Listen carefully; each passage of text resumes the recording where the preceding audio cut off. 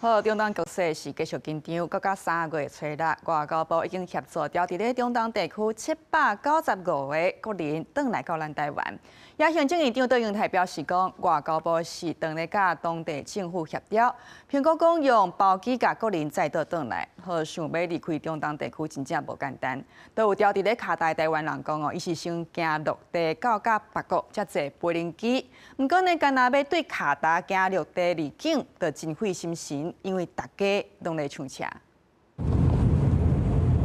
车驶得真紧，途中要经过美军基地，滞留伫卡达的台湾人是小姐，因为一直听到烂只飞弹的声音，心里真惊，一心只想要离开中东地区，无奈卡达关闭空袭，真无简单。甲其他的台湾人同齐停着车，行着路赶去沙河地阿拉伯。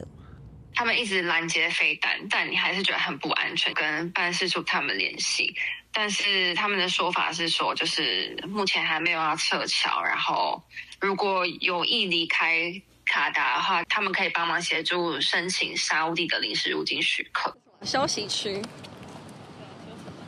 感觉可以跟大家报个平安。顺利通关，今日沙河地阿拉伯是小姐一群人才淡薄放松，在站休困，将物件指腰。其实我昨天是帮忙安排了2台车，9个人一起逃走。就是现在这个阶段很难订到车了，就如果你要搭大巴的话，也都是满的。是小姐3月初3决定离开卡达，找其他8位台湾人同齐停车，也毋过无奈大家拢咧抢车，一直到初5下昼3点，才总算有车会当离开。半暝啊，去沙国首都离港着，外交部协助帮忙报销车费。初六暗时，小姐就坐飞机到阿曼，未来拍算先飞去马来西亚吉隆坡，再个倒来台湾。有些人是他们飞来卡达是因为要转机去欧洲玩，所以他们就想要继续他们的行程。我自己是要搭飞机去阿曼，再从阿曼飞到亚洲，然后再想办法回到台湾。中东局势相关，行政院长杜永泰初六表示，当咧甲当地政府协商，伫双方同意过开放空袭，安全无顾虑之下，苹果以包机方式接回民众。外交部强调，目前优先协助滞留伫空袭关闭国家的民众，到有商业航班运行的沙烏地阿拉伯、阿曼、約旦、